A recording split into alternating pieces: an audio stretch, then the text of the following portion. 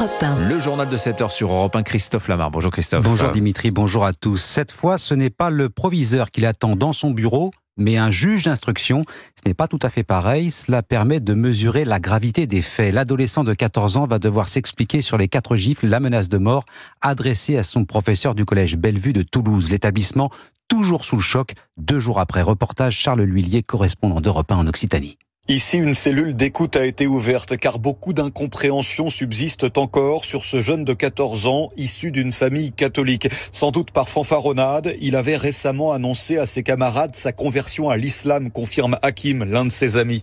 Je sais qu'il s'est converti, il est devenu musulman comme moi, mais je trouve qu'il n'y a aucun rapport. Parce que sa religion, ça n'a rien à voir avec ce qu'il a fait. Ce qu'il a fait, c'est tout. Un ado davantage en quête d'attention qu'en cours de radicalisation et un déchaînement de violence dont il s'est vanté le soir même en lançant un live sur TikTok. Succession d'événements qui secouent aussi les parents de ce collège plutôt tranquille de Toulouse. Normalement, le collège, c'est un collège tranquille. Là, ce qui se passe, ça fait peur. Ma fille est bouleversée parce que ce pauvre professeur, il est adorable. Un professeur dont on ne sait pas quand il recommencera à exercer.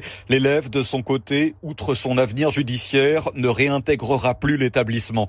À Toulouse, Charles L'Huillier, Europe 1. Et à Grande-Synthe, dans le Nord, les obsèques de Philippe Kopman auront lieu cet après-midi à 14h30. 2 mineurs sont mis en examen et incarcérés dans cette affaire. Un 3e adolescent est toujours en garde à vue, soupçonné lui aussi d'avoir participé au passage à tabac mortel du jeune homme de 22 ans. À Wimereux, dans le Pas-de-Calais, le maire se dit débordé par l'afflux de migrants tentés par la traversée vers l'Angleterre. La commune vient de vivre une nouvelle tragédie avec la mort en mer de 5 personnes. Et ces 5 migrants se sont noyés dans la nuit de lundi à mardi. Toujours le même triste schéma. Une embarcation dont le nombre limite de passagers est largement dépassé. 112 personnes à bord au lieu de la 50aine supportable par le bateau. Le renforcement des patrouilles de surveillance n'a pas changé grand-chose. C'est la 2e fois que la commune de Wimereux est confrontée à une tragédie de ce type. Reportage Lionel Gougelot, correspondant d'Europe 1 dans les Hauts-de-France. Ces 5 nouvelles victimes au large de la plage de Wimereux s'ajoutent aux 5 autres qui avaient péri ici dans un naufrage dramatique en janvier dernier. Et Jean-Luc Dubal, le maire de la station balnéaire, ne peut plus retenir sa colère face à l'impuissance des autorités. Hier, à côté du préfet du Pas-de-Calais, il a réclamé plus de forces de l'ordre pour surveiller le littoral et empêcher les traversées. En ce printemps, les conditions météo favorisent la recrudescence des tentatives. Mais ce que craint l'élu, c'est que la situation devienne ingérable l'été prochain. Sur Wimereux aujourd'hui, c'est sur notre commune où il y a le plus de départs. Donc moi, j'alerte un petit peu les autorités. On a besoin de plus de services de police, gendarmerie, police nationale. On va arriver aux Jeux Olympiques. Toutes les forces de police vont partir sur Paris. Et nous, on va être démunis. Et qu'est-ce qu'on va faire? On va récupérer la même situation aujourd'hui. On est qu'au mois d'avril. 10 morts sur ma commune, 14 morts sur le territoire. C'est pas normal. Il faut réagir. Hier, malgré le choc provoqué par le drame, des dizaines de migrants erraient encore dans les environs à la recherche d'une opportunité de traverser vers la Grande-Bretagne, conscients du danger, mais visiblement déterminés. Lionel Gougelot, correspondant d'Europe 1 dans les Hauts-de-France. Vous écoutez Europe 1 matin, il est 7h04. Au poste, Mathilde Panot, la chef de file des Insoumis à l'Assemblée nationale, convoquée au commissariat pour soupçon d'apologie du terrorisme. Elle devra s'expliquer sur le communiqué publié par la France Insoumise le 7 octobre dernier, date du massacre commis par le Hamas en Israël. Le parti n'avait pas parlé d'attaque terroriste. L'ensemble de la gauche dénonce une atteinte à la liberté d'expression. Alexis de la Fontaine. Les mauvaises nouvelles s'enchaînent pour la France Insoumise. Mathilde Panot devra convaincre les enquêteurs que son parti n'a pas été complaisant avec le Hamas et ainsi éviter un procès pour apologie du terrorisme en pleine campagne électorale. Pourtant, LFI avait refusé de qualifier l'organisation palestinienne de terroriste, préférant utiliser le terme de force militaire opposée à la colonisation. Dans les prochains jours, d'autres personnalités insoumises risquent d'être convoquées pour des propos similaires, comme Jean-Luc Mélenchon ou Daniel Obono, qui a parlé du Hamas comme d'un mouvement de résistance. Enfin, il semblerait que la stratégie de LFI d'utiliser la situation à Gaza à des fins politiques commence à se retourner contre elle.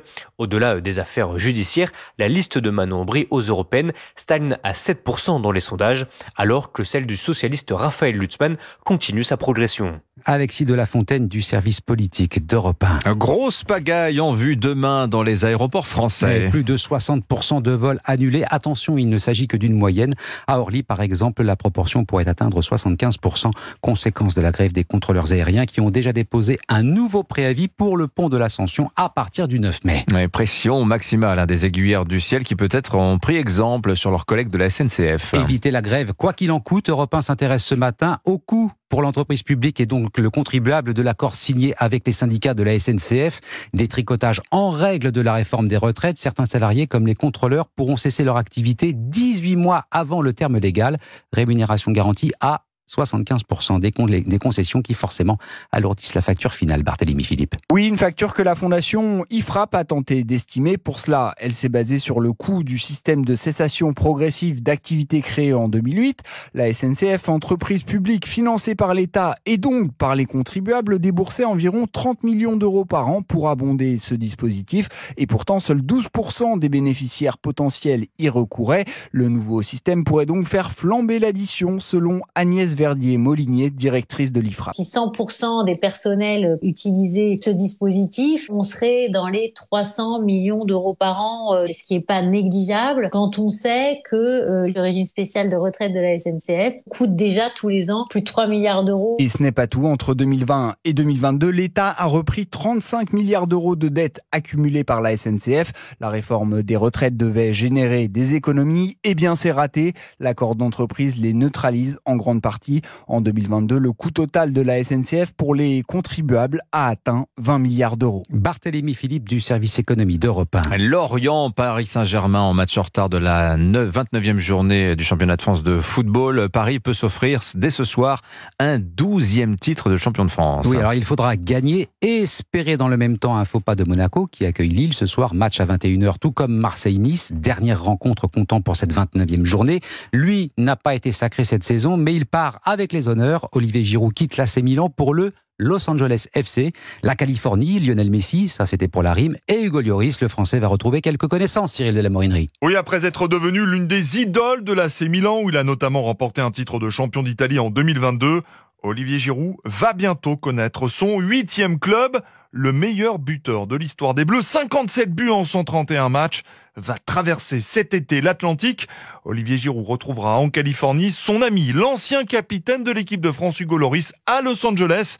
Malgré un âge canonique pour le football, il aura 38 ans le 30 septembre prochain. Olivier Giroud n'a pas l'intention de raccrocher. Le Grenoblois a d'ailleurs suivi les conseils de Robert Pires.